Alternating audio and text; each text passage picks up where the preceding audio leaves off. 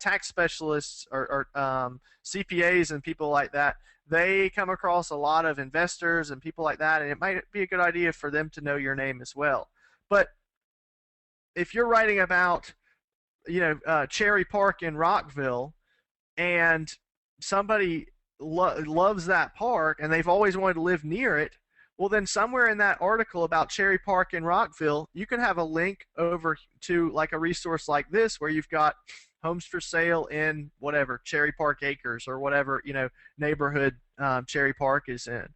And that's the way that we sort of roundabout generate these leads, is by having good calls to actions within these. You've also got news situations. You can have, obviously, you've got real estate news, which happens regularly, legal news, government news, local interest pieces, way of life stories, and history.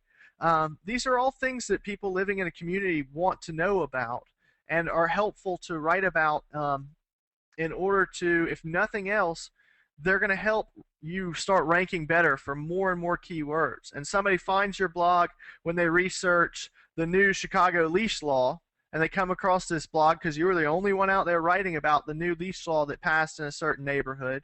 But then they stay and they realize, oh, he's really talking about everything that's going on in my community. So the news pieces are what keep you connected with people on a regular basis. There's always new news happening. And if you can sort of be that bug in somebody's ear who's giving them the information that they want to know, then you can be a really helpful resource for them. And because you've built up this resource for them and you've very subtly reminded them all along that you're a real estate agent, then when they think real estate agent, you're going to be the first name that comes to mind. Okay. Then you've also got events. Events are sort of just a side section of news, but these are things that are happening: festivals, business grand openings, government events, local causes, holiday events, contests. Be the person who keeps people up to date with events, just like the person that keeps people up to date with news. And once again, you're sort of being the bug in their ear, and you're putting yourself on the tip of their tongue. So when somebody says, "Who's a good real estate agent in your neighborhood?" you're the one that's told them every week about the upcoming event, or it might even be something as silly as where the next. I don't see a whole lot of people writing about this, but if you chose a very small like HOA or something, where there was a lot of turnover and things like that, you might be a person who writes a monthly article about where all of the yard sales are, next Saturday or whatever. I mean, heck, there's stranger things have happened, and you can really build yourself up to be that local resource. Great resources to link people away from on these posts. I always want to have some sort of call to action in a post. And if I can't tie a post into a real estate related event, then I'm going to at least link people back to my contact page or my about page. And so I like to end articles with little things like, drop me a line for more information about, the such and such festival. And I just make the words drop me a line be a link to my contact page where people can drop me a line. And a lot of times I don't get as many comments on my blog posts, but I do get a lot of contact, okay? And it's new people that I meet, and I take an extra 5 seconds to, respond to them and answer their question about a festival, which, I'm not the beneficiary of. But I take a minute to Google it or to call somebody, or at least give them somebody's phone number and say, why don't you call so-and-so? They probably have, the information you're looking for. And then maybe you want to be a little bit more friendly and say, how'd you find out about me? Are you enjoying the content? Is there anything, do you live here? Oh, you live next to so-and-so. How's he doing? And build up a conversation that really proves to these people that you're in that local community. An about page is always, a great resource to have. Don't be afraid to share a little bit of your personal and your professional side of yourself on your about page. Okay, I see a lot of people now who are just sort of, it's like, just the facts, ma'am. I go to their page, I go to their about page, and there's, they graduated from such and such university studying business, and then they went to work for so and so real estate company, and then they went to work for so and so, and then they got this designation. That's great, but who are you? Tell me if you're married. Tell me if you've got kids. Tell me, what activities you like to do, because I've got to drive around in the car with you, for weeks and weeks if you're going to help me buy a house, and I want to know a little bit about you. You also want to make sure that you give away a little bit of yourself in every article that you write. And that sort of can be tricky for some people, and it can be a little trickier for some people to pull back those reins. They want to give every history of their life away. Just give away a little bit of yourself. When you write it about an event, say, last year I took my son and we had a great time. That's a little bit of yourself that you gave away. Okay, it's you're not telling them everything about your son and how he ended up getting sick and threw up and all this stuff. They don't want to know all that. Just say that you had a great time. Okay. Write about a local landmark and say how it makes you feel and things like that, to give away a little bit of yourself in each story. The thing that we don't have room for after we've talked about all these things are things like whining, bragging, slamming, which is just sort of derogatory statements about somebody else. Like, you get bad service at a restaurant. Okay, your blog is not a platform to trash that restaurant from here on out. I'm a firm believer of if you don't have anything good to say, don't say it at all, because people are going to think less of you, even if what you're saying is true. If you're starting to slam people.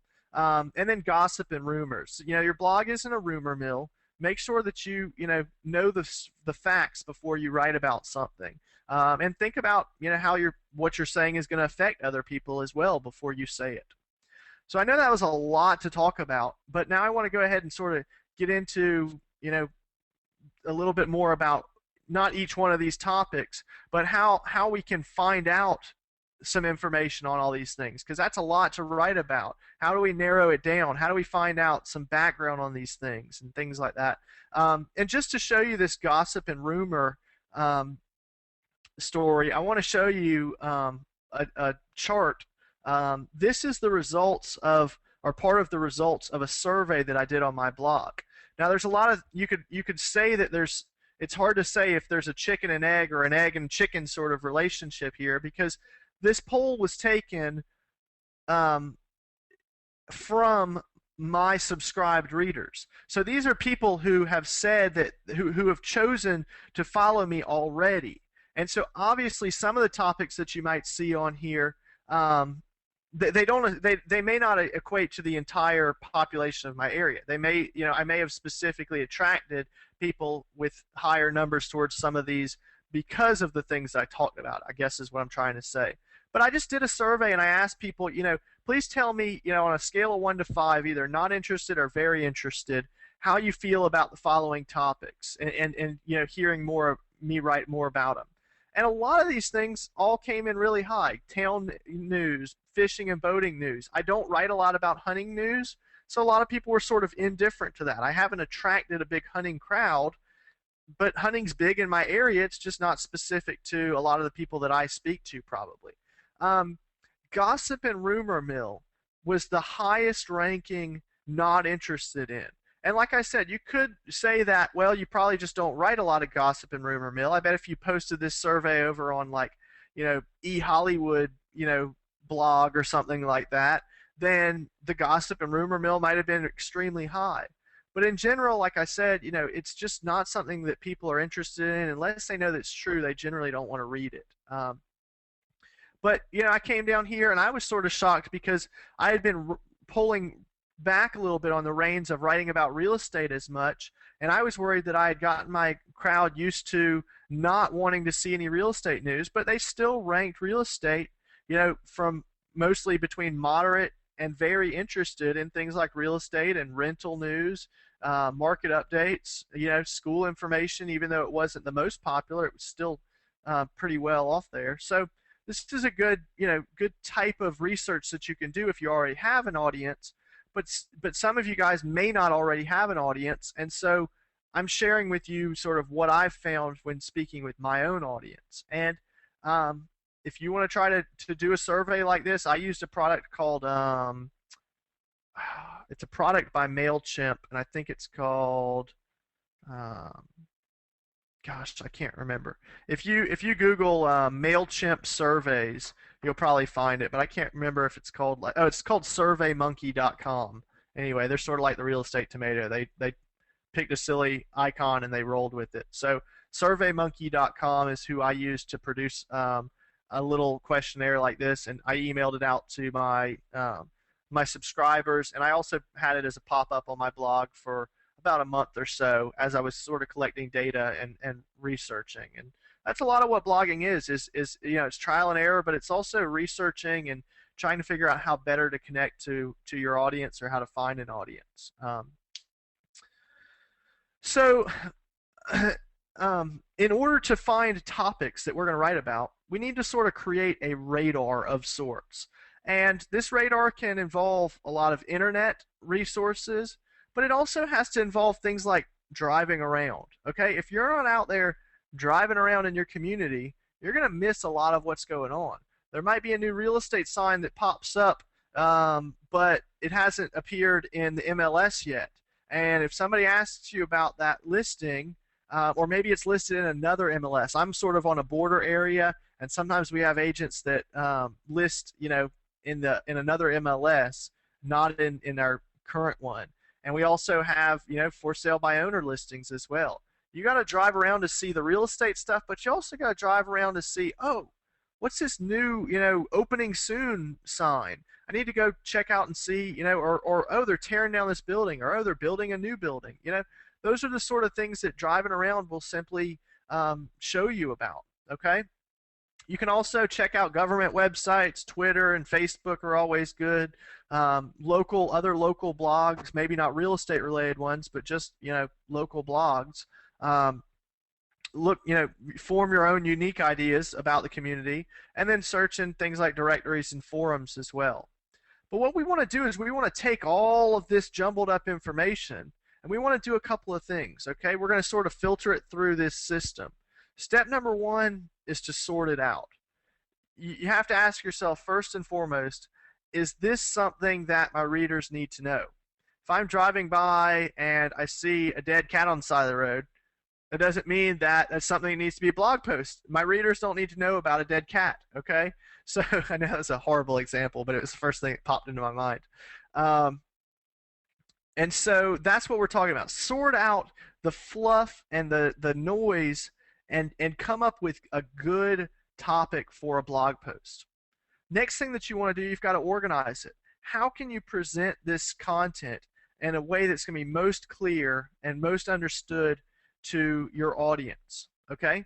Now you want to add value. You want to put your own unique perspective into it. You want to speak to your local audience. The number one thing you can do to improve your writing is explain to your audience how something affects them.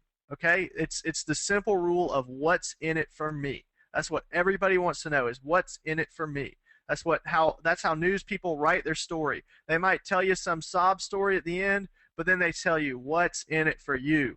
Okay, and that's what writing is all about if you're trying to reach a specific group. Okay, along with adding value, you should definitely always have a camera with you. You should be snapping pictures wherever you go, and you should be taking those local photos and putting them into your blog post. And if there's a useful link to share with somebody, if you're doing a review of Joe's Barbecue Shack and Joe's got a great website that's got value to it, then you should put a link to Joe's Barbecue Shack somewhere in that article that you just wrote. Okay? So a whole lot of common sense things, but you're talking just bare bones adding value. If you're not adding value to content, then they're not going to get any value out of it. Okay? And then step number 4 finally is to distribute this content. You click the publish button first of all, but then you can develop other channels that you push this content through, okay, to reach your community. I've got a very successful Facebook page which I'm building up, and my Facebook page now has more than 500 members, which is more than, I already said, is more than the number of people in my town, okay?